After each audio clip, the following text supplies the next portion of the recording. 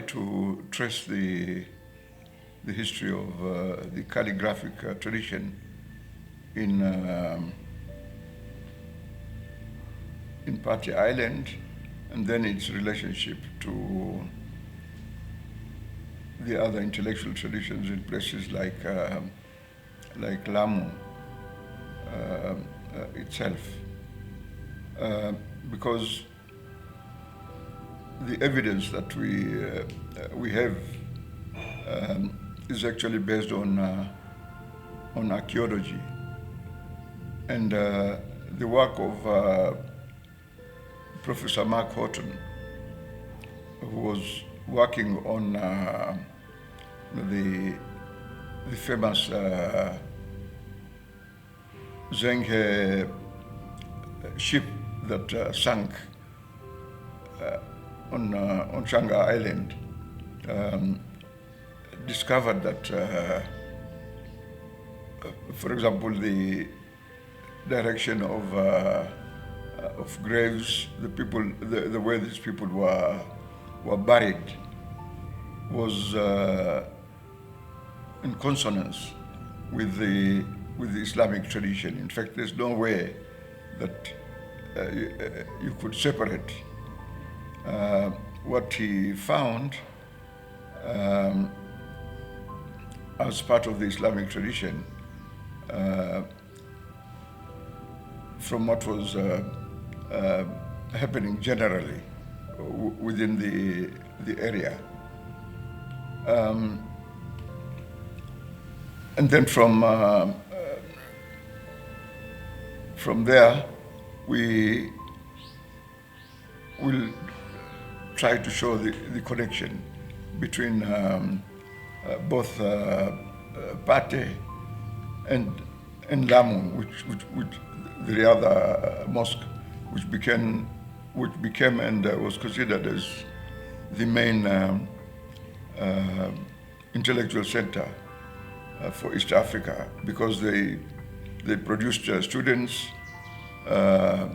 who took that knowledge and moved it to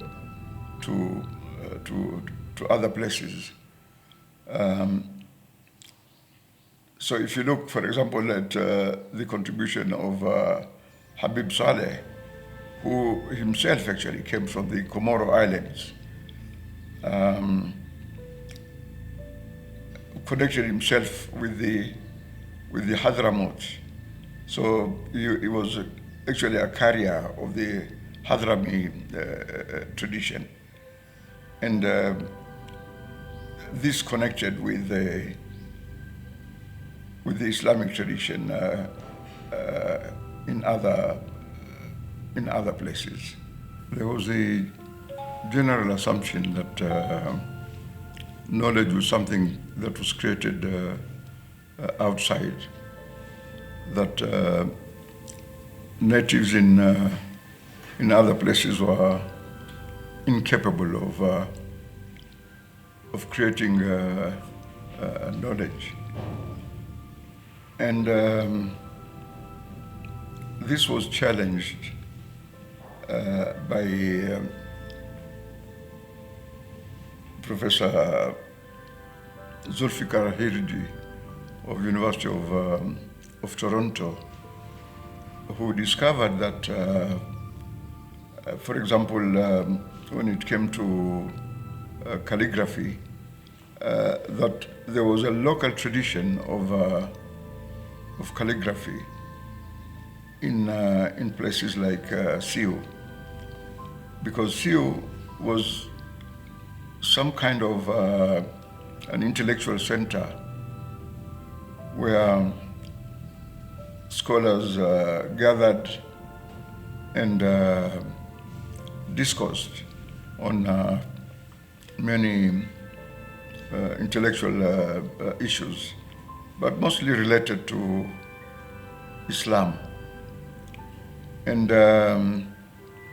because Zulfikar is a trained anthropologist and also somebody with a solid Islamic background, he found that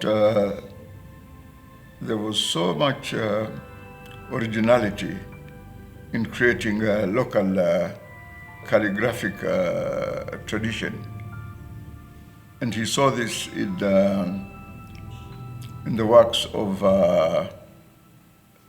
Siyu calligraphers, and wanted to highlight this to show that, in fact, apart from the classical Islamic calligraphic tradition, there is a local calligraphic tradition in places like Siyu, where the calligraphers became inventive and connected their own works with those of other places. But this could only be seen by scholars like Zulfikar, because he had the necessary background. As we noted, Zulfikar has an anthropological background, and this helped him to see the creative side of these calligraphers. That the calligraphy which they created was not something that was copied from other traditions, but something that was actually added to that tradition. So, by looking at what these calligraphers had done and improved on the existing traditions, it gave us the idea that actually any society can create a calligraphic tradition. It doesn't need to just simply come from outside. And Zulfikar looked at the calligraphy that was created in Siyu very, very carefully, and saw the originality in that calligraphy, that apart from just merely copying the calligraphic styles of other places, but in fact added to the calligraphic tradition. And this notion was meant to challenge the view that knowledge or ideas can only come from outside, and that some communities are creators and other communities are merely consumers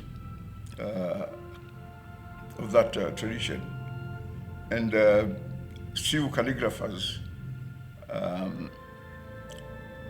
were a very, very good example of people who not only were part of that calligraphic tradition, but in fact contributed significantly to its development. And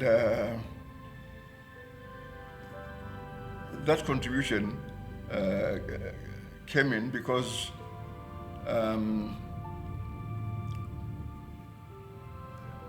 they knew that every society, has the capability of creating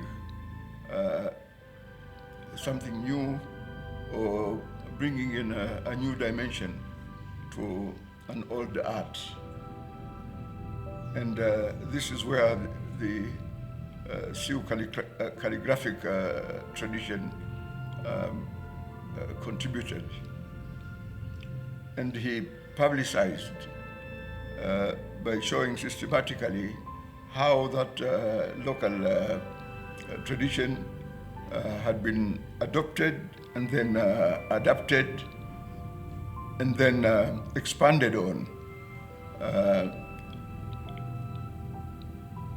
and added to the whole Islamic calligraphic tradition. So this is something very important to underscore, that creativity is not confined to one particular culture or one particular tradition, but it is something that can be derived both externally and also improved on internally. And that, I think, was the main contribution of Professor Zulfikar Hirji. And because he came from that kind of background of anthropology, he was able to show systematically how this local tradition, although initially derived from outside, but contributed a new dimension to calligraphic studies. So we mustn't imagine that, it's only, advanced, so-called advanced societies or advanced cultures that can contribute new ideas. That even local cultures, local traditions are capable of adding a new dimension to thinking on calligraphy. And Siyu was a perfect example of this.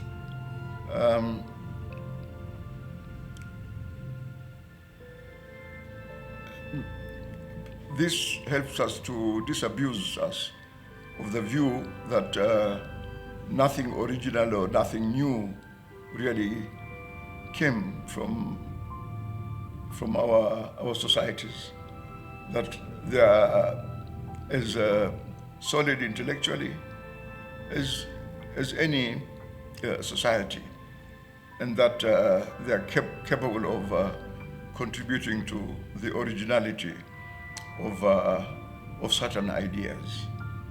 And the best person who was able to see this, as we noted, was Professor Zulfikar Hirji of University of Toronto, whose background in anthropology and background in Islamic studies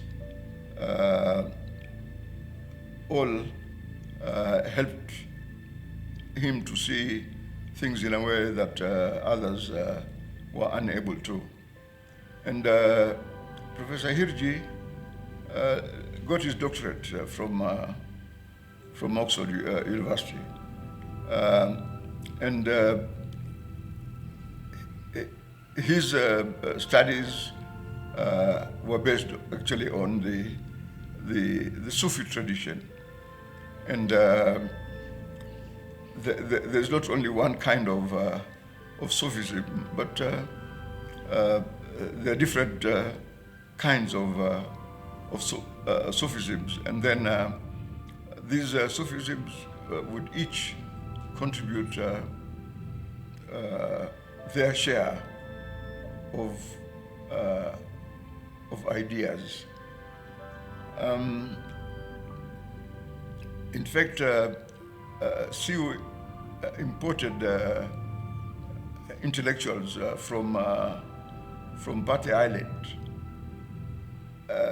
because there were not sufficient numbers of those kinds of people in Siyu, and this importation came and contributed to the emergence of this new and unique approach to Sufism and also